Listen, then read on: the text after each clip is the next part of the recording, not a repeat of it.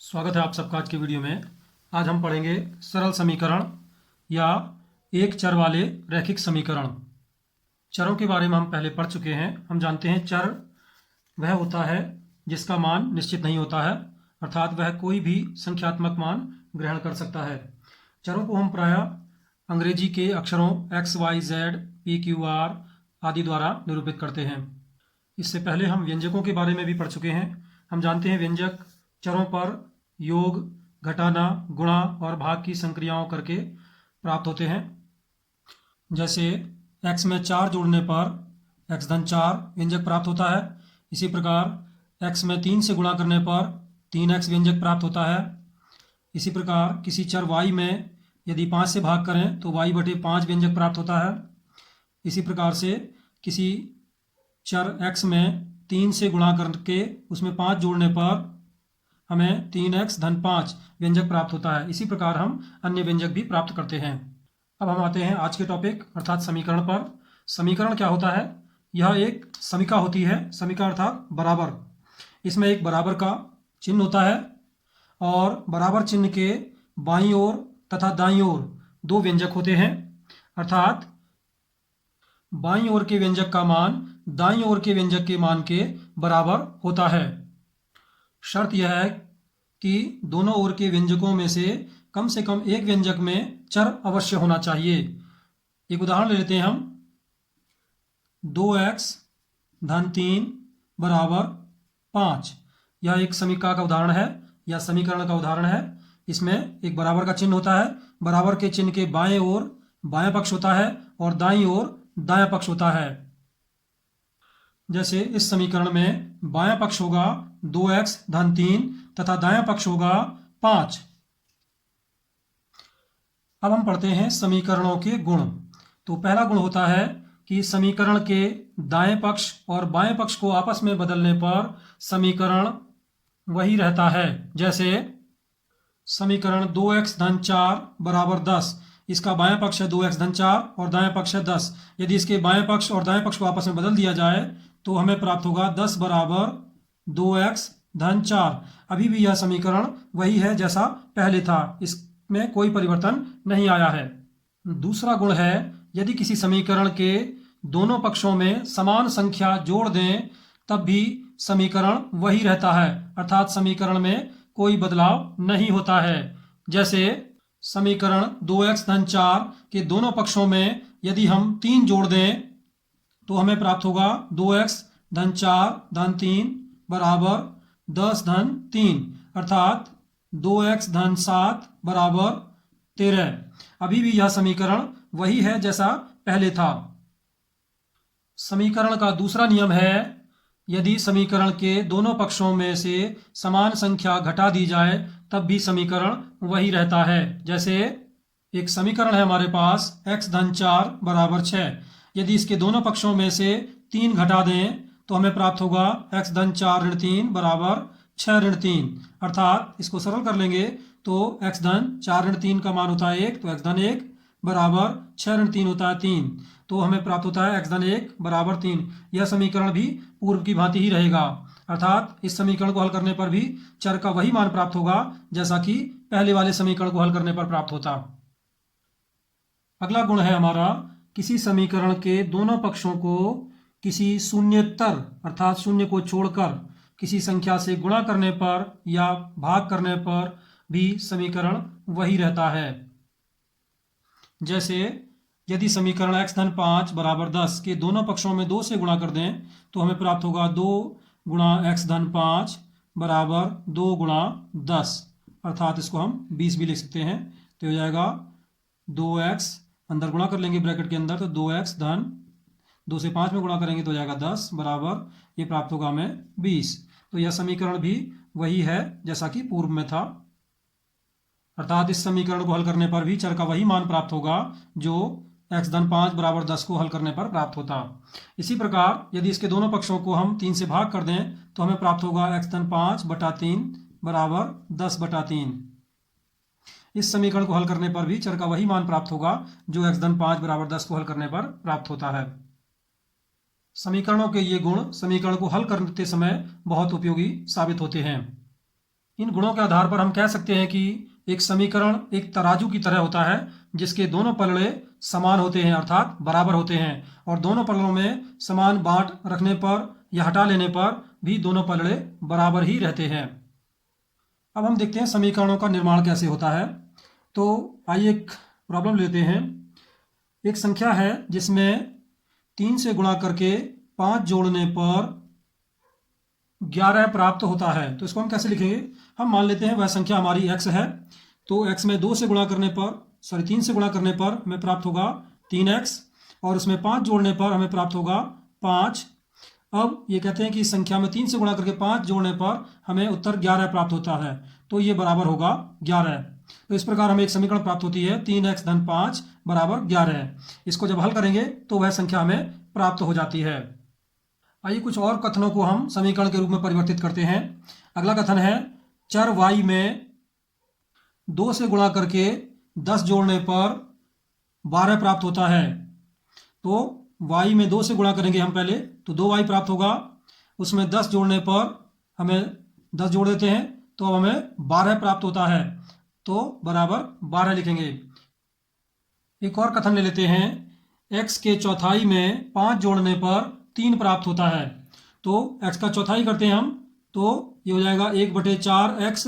अब इसमें हम 5 जोड़ते हैं तो धन 5, अब 5 जोड़ने पर हमें 3 प्राप्त होता है, तो बराबर 3।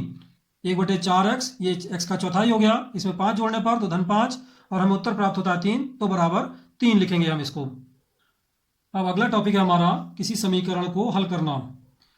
किसी समीकरण को हल करने का अर्थ है उस समीकरण में स्थित अज्ञात का मान ज्ञात करना, अर्थात चर का मान ज्ञात करना। किसी समीकरण को हल करने के लिए हम उस समीकरण में चर को किसी भी पक्ष में अकेला कर लेते हैं और सभी अचर संख्याओं को दूसरे पक्ष में ले जाते हैं। इस प्रकार हम समीकरण का हल प्राप्त कर सकते हैं। किसी समीकरण में संख्याओं को एक पक्ष से दूसरे पक्ष में ले जाने को पक्षांतरण कहते हैं। पक्षांतरण के कुछ नियम होते हैं, आइए हम उन नियमों को पढ़ते हैं। पहला नियम है, यदि कोई संख्या समीकरण के बाएं पक्ष में जोड़ में है तो पक्षांतरण के बाद दाएं पक्ष में से घट जाती है।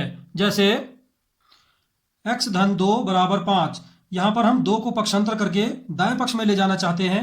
हम देखते हैं कि 2 बाएं पक्ष में x में जुड़ा हुआ है, तो जब हम 2 को पक्षांतर करके दाएं पक्ष में ले जाएंगे तो यह दाएं पक्ष में से घट जाएगा, अर्थात हमें प्राप्त होगा बाएं पक्ष में x बचेगा और दाएं पक्ष में जाकर के 2 5 में से घट जाएगा, अर्थात ये होगा 5 ऋण 2। इसे हम सरल कर लेते हैं तो हमें प्राप्त होता है x बराबर 3। पक्षांतरण का दूसरा नियम है कि यदि समीकरण के बाएं पक्ष में कोई संख्या घटी हुई है तो पक्षांतरण के बाद वह दाएं पक्ष में जुड़ जाती है। जैसे x ऋण 3 बराबर 7, यहाँ पर हम देखते हैं कि 3 बाएं पक्ष में x में से घटा हुआ है, तो जब इसे हम दाएं पक्ष में ले जाएंगे तो यह दाएं पक्ष में जुड़ जाएगा, अर्थात x बराबर हमें प्राप्त होगा 7 धन 3। इसको सरल कर लेंगे तो यह आएगा 7 धन 3 10, x बराबर 10। पक्षांतरण का तीसरा नियम है कि समीकरण के बाएं पक्ष में या दाएं पक्ष में यदि कोई संख्या गुणा में है तो पक्षांतरण के बाद वह दूसरे पक्ष में जाकर भाग में जाती है। जैसे 2x बराबर 6, यहाँ पर हम देखते हैं बाएं पक्ष में 2 से x में गुणा हो रही है, तो जब हम 2 को पक्षांतर करके दाएं पक्ष में ले जाएंगे तो 2 से दाएं पक्ष में भाग होगा, अर्थात x बराबर 6/2। हम इसे सरल कर लेते हैं, 2 से 6 को भाग करते हैं तो हमें प्राप्त होता है 3, अर्थात x बराबर 3 इस समीकरण का हल होगा। पक्षांतरण का चौथा नियम है कि समीकरण के बाएं या दाएं पक्ष में यदि कोई संख्या भाग में या बटे में है तो पक्षांतरण के बाद दूसरे पक्ष में उसी संख्या से गुणा हो जाती है। जैसे y/3 बराबर 4, इस समीकरण में बाएं पक्ष में 3 से y में भाग हो रहा है, तो जब हम 3 को पक्षांतर करके दाएं पक्ष में ले जाएंगे तो 3 से दाएं पक्ष में गुणा होगी, अर्थात y बराबर 4 गुणा 3।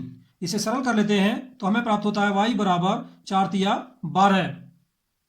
तो इस प्रकार हमने पक्षांतरण के चारों नियमों का अध्ययन किया और सरल समीकरणों को हल भी किया है। अब हम कुछ और समीकरण लेंगे, ऐसे समीकरण जिनमें एक से अधिक संक्रियाएं हों।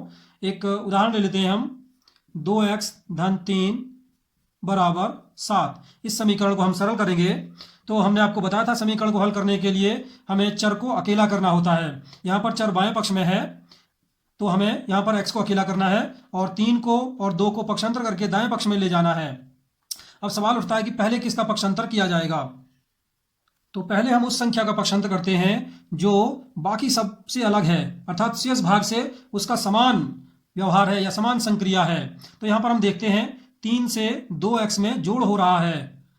यहाँ पर 3 से 2x में जोड़ हो रहा है, परंतु 2 से केवल x में गुणा हो रही है, 2 से 3 में गुणा नहीं हो रही है। अर्थात 2 से 2 का संबंध केवल x से है, अर्थात 2x के अधिक नजदीक है। तो हम पहले 3 का पक्षांतर करके दाएं पक्ष में ले जाएंगे। तो 3 क्योंकि यहाँ पर 2x में जुड़ा हुआ है तो दाएं पक्ष में जाकर 7 में से घट जाएगा, अर्थात हमें प्राप्त होगा 2x बराबर 7 ऋण 3। इसे सरल कर लेते हैं तो प्राप्त होगा 2x बराबर 4। अब हम 2 का पक्षांतर करेंगे, 2 से x में गुणा हो रही है तो जब 2 का पक्षांतर करके दाएं पक्ष में ले जाएंगे तो 2 से 4 में भाग होगा, अर्थात x बराबर 4/2। इसे सरल कर लेते हैं तो हमें प्राप्त होगा 2 से 4 को भाग करेंगे 2 दूनी 4, तो हमें इस प्रकार x बराबर 2 उत्तर प्राप्त होता है। एक और समीकरण ले लेते हैं y/3 धन 2 बराबर 4। इसे सरल करते हैं तो यहाँ पर भी हम देखते हैं चर y है तो हमें y को बाएं पक्ष में अकेला करना है। तो हम क्या करेंगे 3 और 2 को पक्षांतर करके दाएं पक्ष में ले जाएंगे। सवाल वही पैदा होता है कि पहले किसका पक्षांतर करेंगे, 3 का या 2 का। तो यहाँ पर हम देखते हैं 2 y/3 में जुड़ा हुआ है, लेकिन 3 से केवल y में भाग हो रहा है, 3 से 2 में भाग नहीं हो रहा है, अर्थात 3 y के अधिक नजदीक है और 2 दूर है। तो हम पहले 2 का पक्षांतर करेंगे तो हमें प्राप्त होगा y/3 या बाएं पक्ष में रहेगा, और 2 क्योंकि y/3 में जुड़ा हुआ है तो यह दाएं पक्ष में से घटेगा, अर्थात 4 ऋण 2। इसे सरल कर लेते हैं तो हमें प्राप्त होगा y/3 बराबर 4 में से 2 घटाया 2। अब हम 3 का पक्षांतर करेंगे, यहाँ पर हम देखते हैं 3 से y में भाग हो रहा है तो जब 3 को दाएं पक्ष में ले जाएंगे तो 3 से दाएं पक्ष में गुणा हो जाएगी, अर्थात y बराबर 2 गुणा 3। इसे सरल कर लेते हैं तो हमें प्राप्त होगा y बराबर 2 गुणा 3 6। यह हमारा उत्तर प्राप्त होगा। एक और समीकरण ले लेते हैं हम 2m ऋण 3/2 बराबर 7/2। आइए इसे हल करते हैं तो यहाँ पर हम देखते हैं बाएं पक्ष में चर m है, अर्थात हमें m का मान ज्ञात करना है तो हमें m को बाएं पक्ष में अकेला करना होगा, अर्थात 3/2 और 2 को पक्षांतर करके दाएं पक्ष में ले जाएंगे। यहाँ पर ध्यान देने वाली बात यह है कि 3 और 2 अलग अलग संख्याएं नहीं है, बल्कि 3/2 एक ही संख्या है। तो 3/2 को एक ही संख्या मानकर हम देखेंगे। यहाँ पर हम देखते हैं 3/2 2m में से घटा हुआ है, जबकि 2 से केवल m में गुणा हो रही है, अर्थात 2 का संबंध केवल m से है, 3/2 से नहीं है। तो हम पहले 3/2 को पक्षांतर करके दाएं पक्ष में ले जाएंगे। चूंकि 3/2 2m में से घटा हुआ है तो जब 3/2 को दाएं पक्ष में ले जाएंगे तो यह दाएं पक्ष में जुड़ जाएगा, अर्थात हमें प्राप्त होगा 2m बराबर 7/2 धन 3/2। इसे हम सरल कर लेते हैं तो हमें प्राप्त होगा, अब यहाँ पर 2 भिन्न है, भिन्नों का जोड़, और भिन्नों का जोड़ हम पढ़ चुके हैं। यदि आपने नहीं पढ़ा है तो हमारे पीछे वीडियो जाकर देख सकते हैं भिन्नों के जोड़ और घटाने के। तो यहाँ पर जब भिन्नों के हर समान होते हैं तो उनके अंशों को हम ऐसे ही जोड़ सकते हैं, तो ये जाएगा 7 धन 3/2। इसे सरल कर लेते हैं 2m बराबर 7 धन 3 10 प्राप्त होता है तो 10/2 आया। इसे और सरल कर लेंगे हम, 2 से 10 को भाग करेंगे तो 5 प्राप्त होगा।